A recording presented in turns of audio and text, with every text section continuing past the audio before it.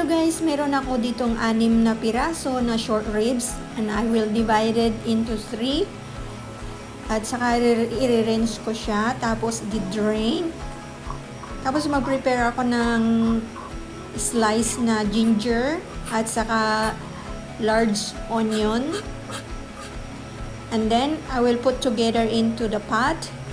Tapos yung short ribs ay ipapat dry ko siya sa kitchen towel para ma-absorb niya yung tubig. Ayan. At itatabi ko muna para tuluyang ma-absorb yung tubig. Tapos mag-prepare ako ng ginger juice. Ayan guys. Tapos sasalain ko siya para matanggal yung kwan. At saka yung juice niya ay haluan ko ng oyster sauce. Ayan. At saka cornstarch. Tapos, halo-haloin ko guys hanggang mag-dissolve yung cornstarch. Ayan, okay na siya guys. Tapos, ang gagawin ko, itong short ribs ay ilalagyan ko ng sauce, yung ginger juice at saka yung cornstarch. Ayan guys. Ganyan siya.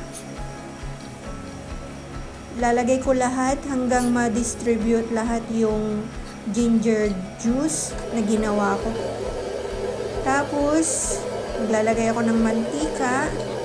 Konting-konting mantika lang guys.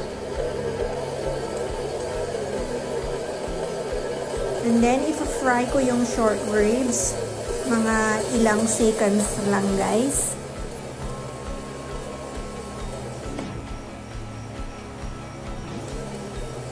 Ayan, pag ganito na yung kulay niya guys, ay babalik ta rin na. Ayan. Pagkatapos, ilalagay ko siya doon sa pot na pinaglagyan ko ng ginger slice at saka onion. Ayan, nilagay ko siya lahat. Tapos, lalagyan ko siya ng tubig. Kailangan yung tubig ay makuveran yung short ribs guys. Tapos papakuluan hanggang siya lumambot. At pagkatapos magpre-prepare ako ng white turnips. Ayan. Maliit lang ang binili ko guys. Tapos slicing ko siya ng ganito size.